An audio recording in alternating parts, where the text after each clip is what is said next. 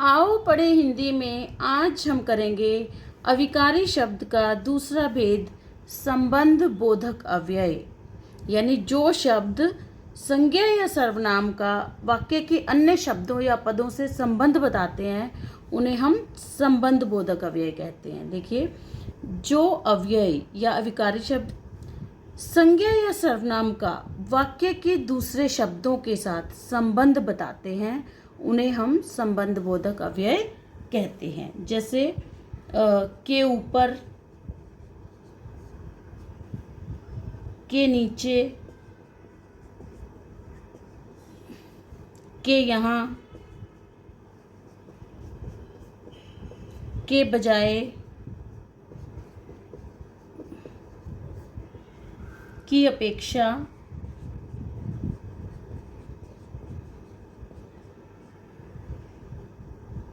आदि। अब उदाहरणों के द्वारा समझाते हैं आपको। पेड़ के नीचे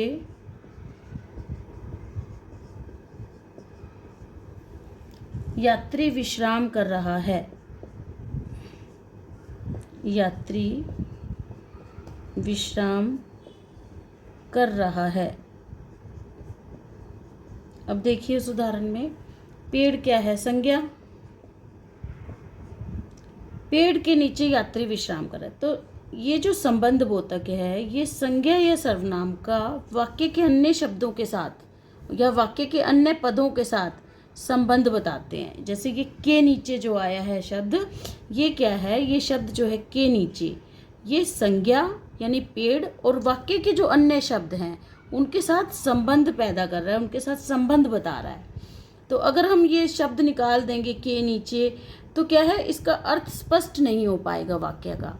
तो इसलिए ये संबंध बोधक अव्यय का प्रयोग हम वाक्य में करते हैं। तो ये जो संबंध बोधक हैं संज्ञा या सर्वनाम का वाक्य के अन्य शब्दों के साथ संबंध बताते हैं। और उदाहरण देखेंगे।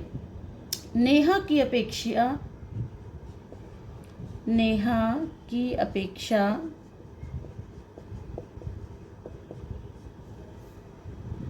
कणिका लंबी है।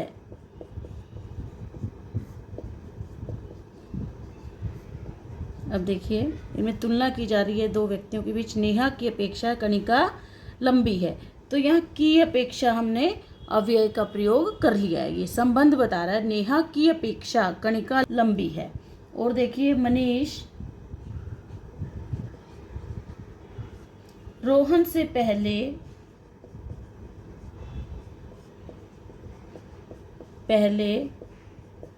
पहुंचकर जीत गया।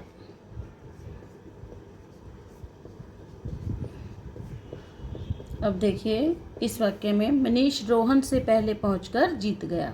से पहले, मनीष रोहन से पहले पहुंचकर जीत गया, तो इसमें से पहले क्या है? ये संबंध बोधक अव्यय है। देखिए, रोहन ये संज्ञा का वाक्य के अन्य शब्दों के साथ संबंध बताया जा रहा है, तो इसलिए से पहले अव्यय का प्रयोग किया गया है। अब देखिए, छड़ी दरवाजे के पीछे टांग दो।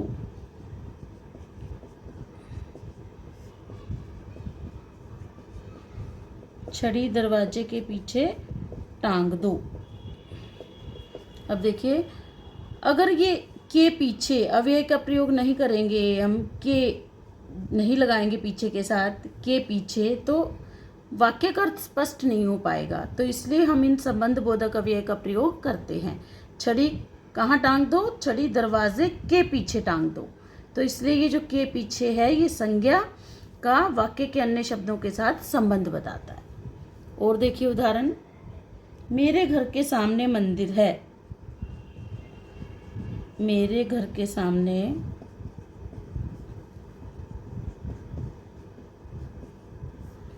मंदिर है। अब देखिए, के सामने, या घर क्या है? संज्ञा। तो जो संबंध बोधक अव्यय हैं ये संज्ञा या सर्वनाम का वाक्य के अन्य शब्दों के साथ संबंध बताते हैं। तो इसलिए के सामने क्या होगा? संबंध बोधक अव्यय। और उदाहरण देखते हैं।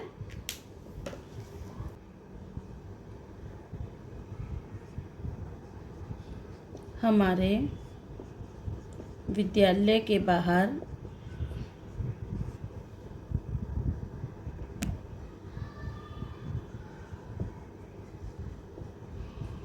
आम का पेड़ है।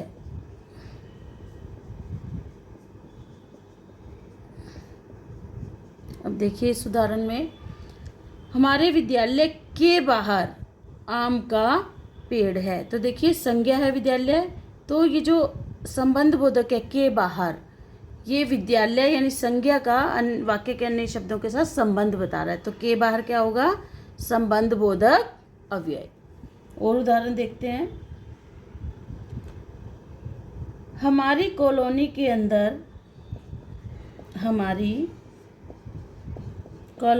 अंदर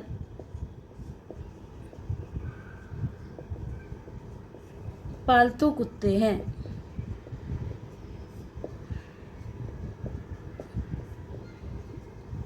अब देखिए हमारी कॉलोनी के अंदर पालतू कुत्ते हैं, के अंदर, इन संबंध बोधक अव्यय के साथ के अवश्य लगा होगा, के अंदर। तो कॉलोनी क्या है? संज्ञा। अब देखिए तो ये जो अविकारी शब्द है के अंदर, संबंध बोधक जो है के अंदर, ये संज्ञा का वाक्य के अन्य शब्दों के साथ संबंध पैदा कर रहा है, इसलिए इसे हम संबंध बोधक अव्यय कहेंगे। और देखिए मंदिर के अंदर भक्त हैं। मंदिर के अंदर भक्त हैं। अब देखिए मंदिर के अंदर, तो संज्ञा, मंदिर संज्ञा है। अब देखिए के अंदर जो संबंध बोधक अव्यय है वो संज्ञा का वाक्य के अन्य शब्दों के साथ संबंध बता रहा है, तो के अंदर क्या होगा? संबंध बोधक अव्यय। और देखिए यहाँ से पूरब की ओर तालाब है। अब देखिए इस उदाहरण में भी की ओर, तो ये शब्द जो है संबंध पैदा कर रहा है वाक्य में संज्ञा सर्वनाम का अन्य शब्दों के साथ, तो इसलिए संबंध बोधक। अब देखिए मैं कार्यालय से दूर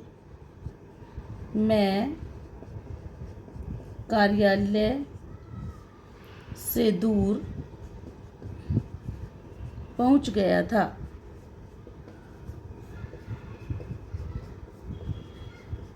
अब देखिए इस उदाहरण में कार्यालय से दूर, तो से दूर जो शब्द है, ये से दूर जो अव्यय है कार्यालय यानी संज्ञा में, संज्ञा का वाक्य के अन्य शब्दों के साथ संबंध बता रहा है, इसलिए से दूर क्या होगा?